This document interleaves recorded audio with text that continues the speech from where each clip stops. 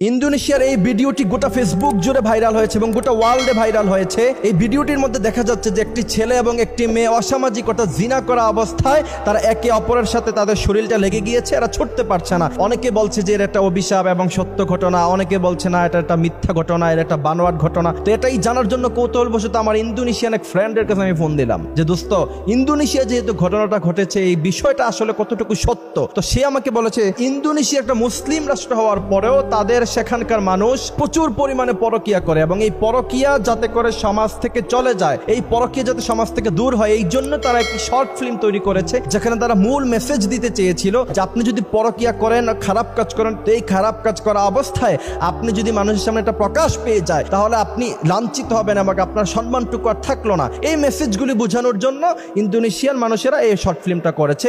এটা মূলত একটা অভিনয় ছিল, এটা কোনো সত্য ঘটনা ছিল না। এইটা জানার কৌতূহল আমার সবচেয়ে বেশি লেগেছে এই কারণে, কারণ বিশ্বনবী সাল্লাল্লাহু আলাইহি ওয়াসাল্লাম তিনার উম্মতদের জন্য দোয়া করেছিলেন কয়েকটি দোয়া। তার মধ্যে একটা দোয়া ছিল আমার উম্মতরা যখন গুনাহ করবে, গুনাহ করার সাথে সাথে যেন আল্লাহ পাক তাদেরকে আযাব না দেয়। আপনি দেখেন অন্যান্য নবী আলাইহিস সালামের উম্মতেরা গুনাহ করেছে। ওয়ালুতান ইয ক্বালা লিকাওমিহি, লূত আলাইহিস সালামের উম্মতেরা যখন লাতাতুনাল ফাহিশা, এরা যখন ফাহিশা কাজের মধ্যে যুক্ত হয়ে গিয়েছিল, প্রচন্ড পরিমাণে এরা সমকামিতায় যখন লিপ্ত হয়ে গিয়েছিল, আল্লাহ পাক তখন তাদেরকে আকাশের মধ্যে এভাবে উঠায়া আবার জমিনের মধ্যে এমন ভাবে তাদেরকে আছাড় মেরেছে, গোটা উম্মত একসাথে ধ্বংস হয়ে গিয়েছে। তো মুহাম্মদ সাল্লাল্লাহু আলাইহি ওয়াসাল্লাম তিনার উম্মতদের অপরাধের কারণে এইভাবে সমূলে ধ্বংস করতে নিষেধ করেছেন। আরেকটি হচ্ছে কি, সাথে সাথে যেন আল্লাহ পাক আযাব না দেয়। আরেকটি দোয়া মুহাম্মদ সাল্লাল্লাহু আলাইহি ওয়াসাল্লাম করে গিয়েছিলেন যাতে করে উম্মতে মুহাম্মদের চেহারা বিকৃত না হয়ে যায়। এবং বিশ্বনবী সাল্লাল্লাহু আলাইহি ওয়াসাল্লামের আগের অনেক নবীদের উম্মতদের চেহারা বিকৃত হয়েছে। কেউ কুকুর হয়ে গিয়েছে অপরাধ করার কারণে, কারো চেহারা বানর হয়ে গিয়েছে অপরাধ করার কারণে। তো মুহাম্মদ সাল্লাল্লাহু আলাইহি ওয়াসাল্লাম দোয়া করেছেন যে আমার উম্মতদের চেহারা যাতে করে আপনি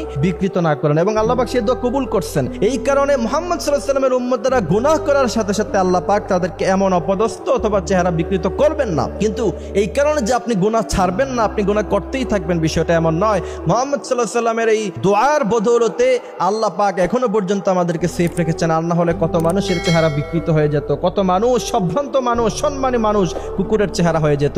এই জন্য প্রিয় ভাইয়েরা আমার, অবশ্যই আমাদেরকে এই খারাপ কাজ থেকে এবং সমাজের অনৈতিক কাজ থেকে আমাদেরকে বিরত থাকতে হবে।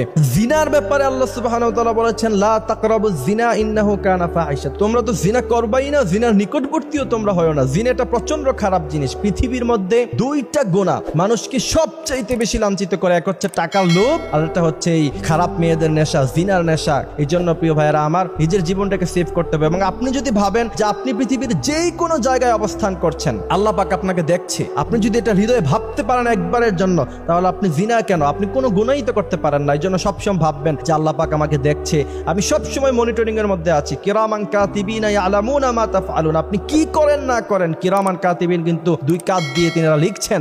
এই জন্য প্রিয় ভাইয়েরা আমার, আল্লাহ পাক আমাদেরকে কথাগুলি বোঝার তৌফিক দান করুক, আমিন।